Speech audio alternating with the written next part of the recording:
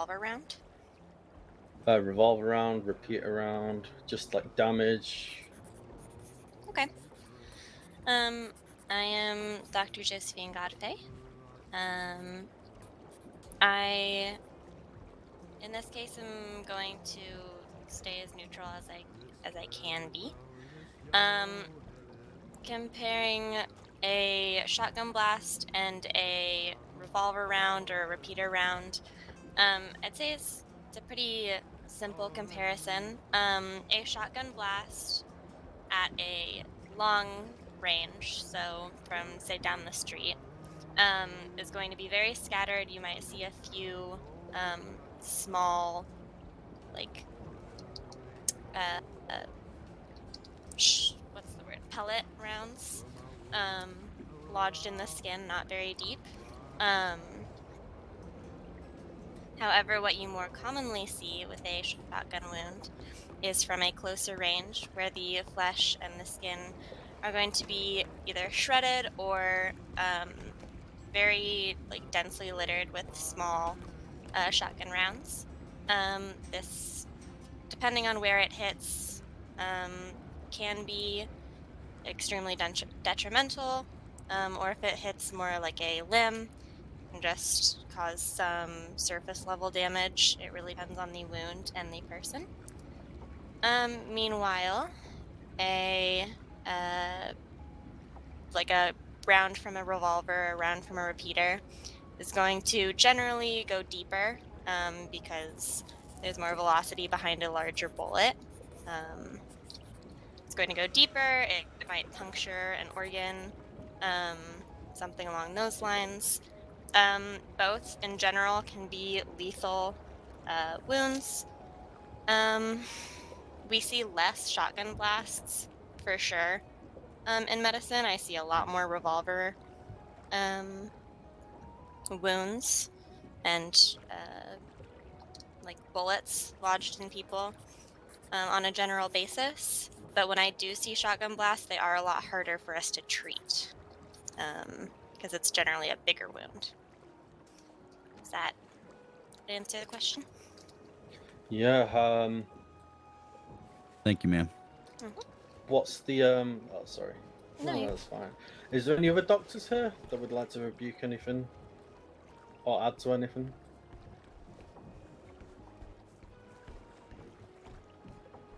Wow. A doctor not chatting shit about another doctor in the state force. Amazing. Right. What? Now that Boone's I don't here, know. This seems like his general it attitude. is the for the Sawn Off Band side to make a point. Boone, would you like to introduce yourself and make a point for the ban?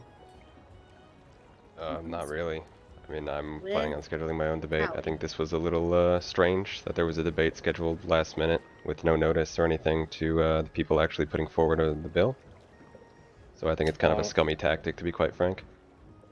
If you want to have an actual debate and you want to have people on both sides, other than obviously your side's pretty stacked here, I reckon it should be scheduled at least a day in advance, which is what I'm planning on doing.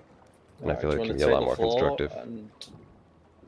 Yeah, do you want to take the floor and announce your plans for that then? I don't have plans yet. I'm in the process of planning it currently. Like I said, I don't want it to just be something spur of the moment. I want everyone to actually be able to come and exercise their viewpoints, and for there to be, you know, people on both sides, both people who signed the petition, supported the petition, whatever, and people who oppose it. Not just, what is it, 2 people on this side and like 7 or 8 on that side. Would you mind an interjection? Hmm? Just more so, since it is so stacked at the moment, which I do find a little bit interesting, at least in terms of the debate. Do you think that there is white or black, or do you believe there's a gray area for this particular band that you're trying to cross at the moment? Can you elaborate? What do you mean by that? Yeah, of course. I mean, so most of the debate has been rattling off about the fact that a lot of sawn-offs, despite the fact that they will be federally banned, a lot of people will find a black market for them, gunsmiths that'll still do it, and the like. And kind of what my suggestion here is not so much of definitive ban versus no ban at all, but rather is there a potentiality for meeting in the middle?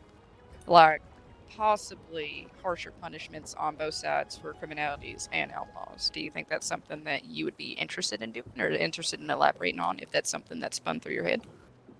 Well, first off, I want to say there's nothing federal about this. It's the state legislation that's proposed.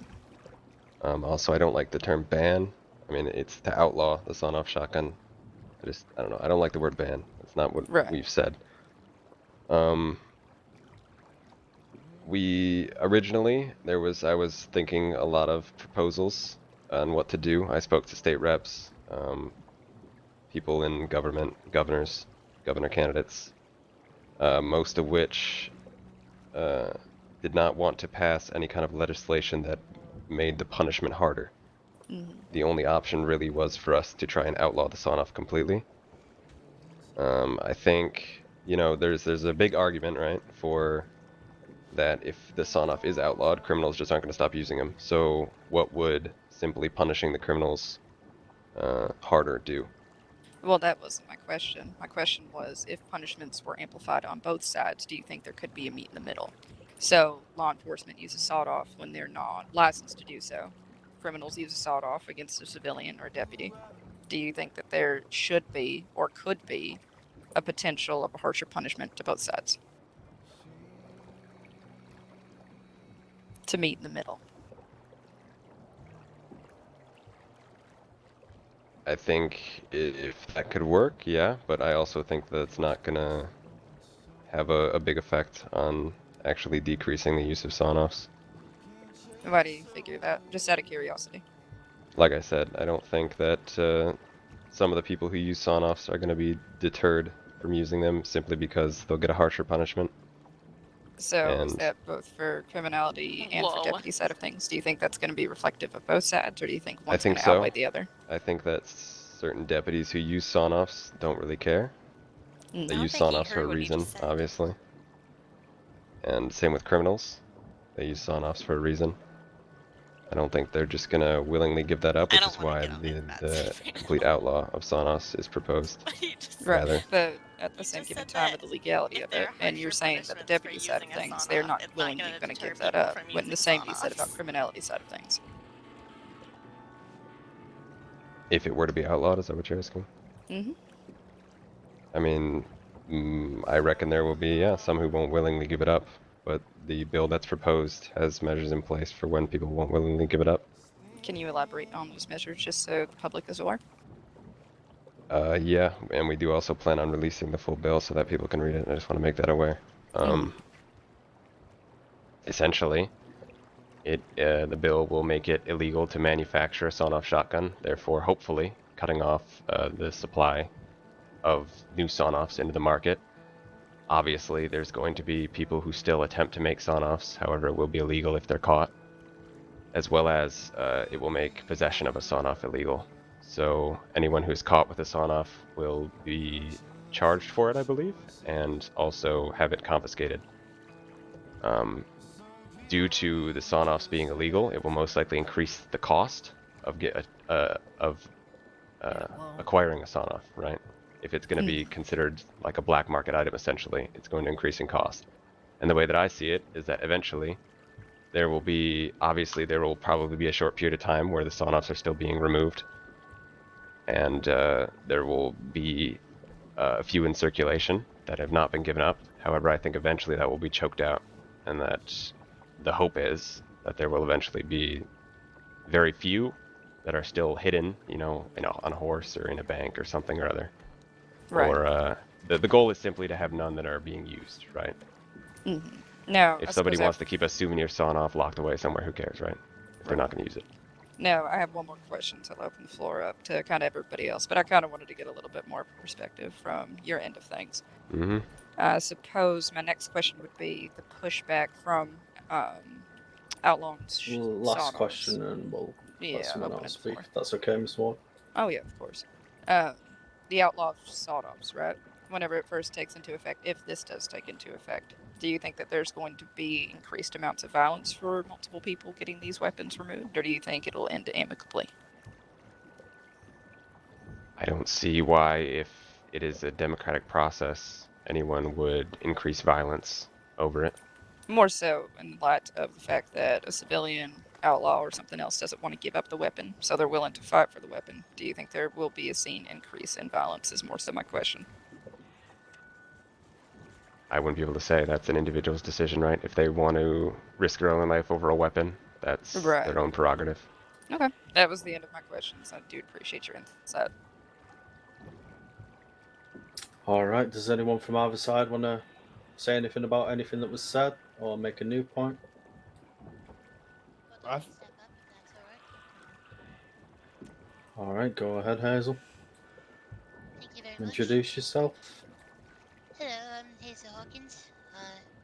I'm on the side of sawed-off shotguns. Now, my question is, how is one even going to enforce sawed-off shotguns if they can be concealed?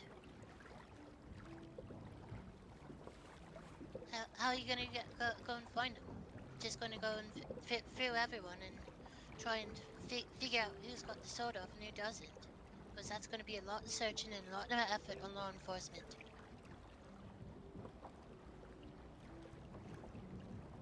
I mean, it would be Alright, no th- different than any other contraband that they already have to search for, right? If somebody gets caught using a sawn-off, or somebody gets arrested for something else and they're caught with a sawn-off, it would be confiscated. It's as simple as that, really. I don't reckon there's going to be hunting parties going out looking for sawn-offs, but if they see someone with a sawn-off in a holster or something, of course, it would be contraband, so they would take it. I don't see how that would be extra strain on the law enforcement.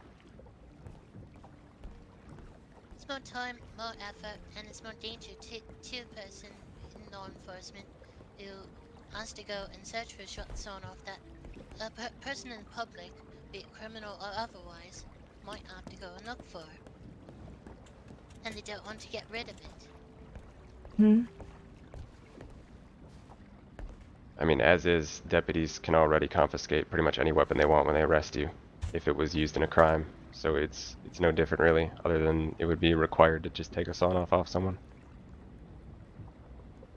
If they really wanted to now, if a deputy doesn't like a sawn-off or doesn't like your gun, if you get arrested, they can pretty much take it. There's not really much, from what I understand, legislation or anything around it. So if anything, this would simply be adding a guideline for them to follow to take sawn-offs. That's my case. Thank you.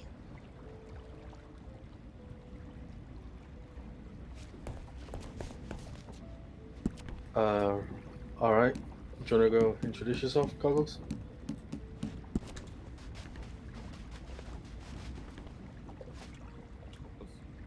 Or Connor Osborne, however you know me. Fucking idiots. And I honestly do see the reason of sides. Of course, shotguns can hurt anybody. There's been plenty of people saved by a shotgun, plenty of people been hurt by a shotgun. But I just want to point out where it's coming from. We spoke about this previously, and this, I do think Boone and his group are friends of mine, but last when we spoke about it, he straight up said, well, if the law doesn't pass it, then we're going to be going around and taking them from people anyways. Isn't that's a big threat right there. And that could definitely cause a lot more trouble. And even if it does get banned, while people are collecting those weapons, say the law-abiding citizens do turn over their shotguns, while the outlaws still do have theirs, now they have the advantage. And eventually, yeah, it might end up going away. But during that time, it will be the law-abiding citizens that will be having the disadvantage, while the outlaws have the advantage. And sure, they'll be caught eventually,